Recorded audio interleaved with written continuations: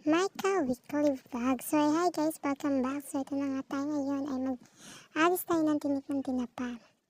So, for today, ay gagawa tayo ng binadaan na mangga.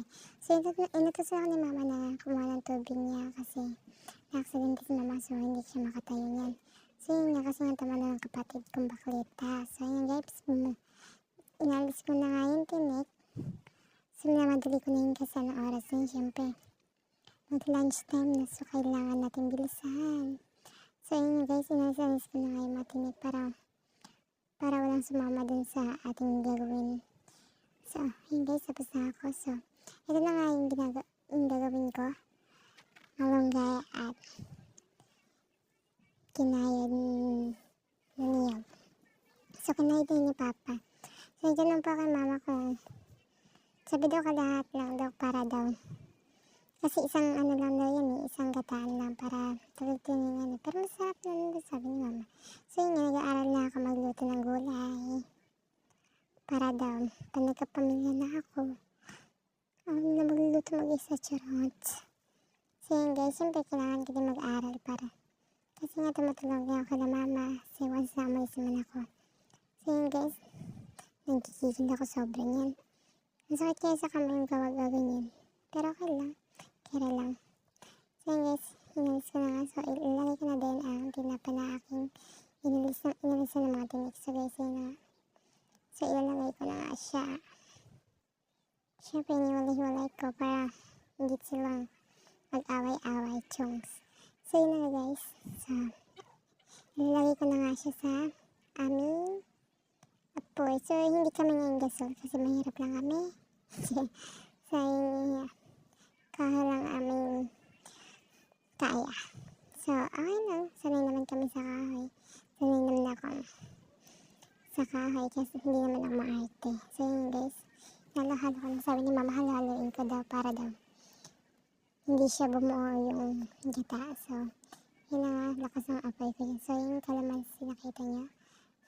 Parang sa kapatid kong bakla para daw hindi siya aswangin. Kawawa mo naman buntis. Yung buntis bombak na. Charet. So yun guys, so, hinahalo ko na nga siya para hindi siya bumuo. Para hindi sila magkatuluyan. Charet.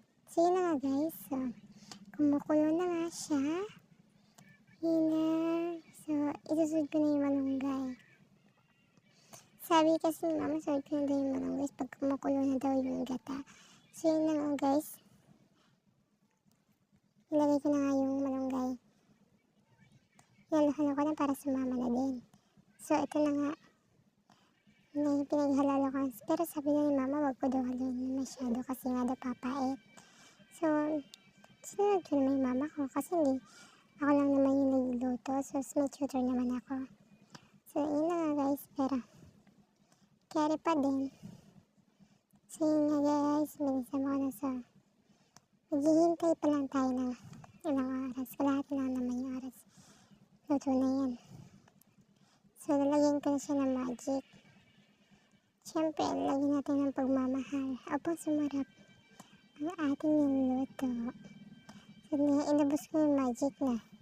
Kasi konti lang naman yung laman niya. So, yun na nga. So, pinadahan ko din ulit para sama-sama din yung lasa. Pagkatapos nga yan, so, pinagtumpok-tumpok ko pa na para kung tiyong nga dyan eh. Ganun talaga pa kailangan ng tiyaga. Pero okay lang. At least natututo ako, diba? So yung natitikman ko na. Pasensya ka na, hagad ako dyan ha. So masarap siya guys. Carry pa din. Masarapan ako dyan sobra. Saya muna tayo. So andyan si mama, kailangan natin gawin. Ginaya ko eh. So yun guys, maghihintay nga tayo. Dadala na dahil si mama. Di ko alam kung anong gagawin ko. So yun guys, ito na ang pinakahintay natin. Luto ng ating ginataang malunggay.